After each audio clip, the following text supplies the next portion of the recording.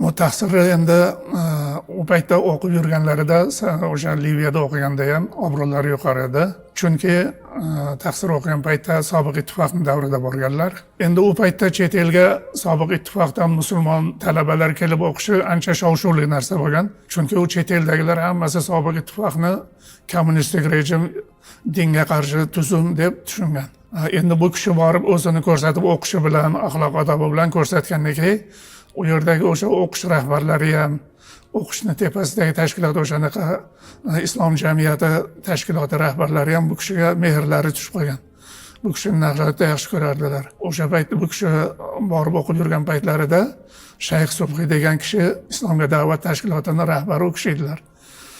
Bu kishini o'qishini oxirgi yillarida rahbariyat o'zgarib, Qazzofiyni o'zining yaqin birodari, ta'lim vaziri bo'lib ishlagan odamni o'sha mansabga tayinlagan. O'sha kishi ham bu Shayx Hazratdagi qobiliyatni, bu kishidagi axloq odobni, shunday sobiq ittifoqdan kelib mana shu chet elda shunchalik o'qib o'zini ko'rsatganligiga nihoyatda xursand bo'lib, u kishini doim yaqin olib yurardilar. Yig'inlarda doim chaqirib, o'zlari alindaqa so'rashib, u yoqda bu yoqda ko'rib qolsa ham kelib ko'rishib, o'shanaqa qilib hurmati bor edilar. Bu kishi o'sha Qazzofiyga bu kishini tanishtirgan.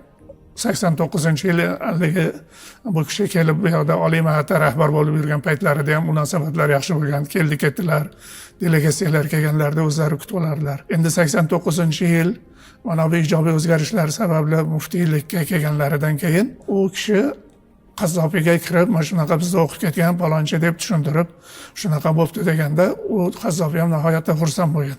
Bizdan o'qib ketgan odam sobiq Shura davlatida mana shunday 5 respublikaga diniy sohada rahbar bo'libdi deb nihoyatda xursand bo'lgan. Chunki 5 ta respublikani diniy rahbari hisoblanardi bu kishi.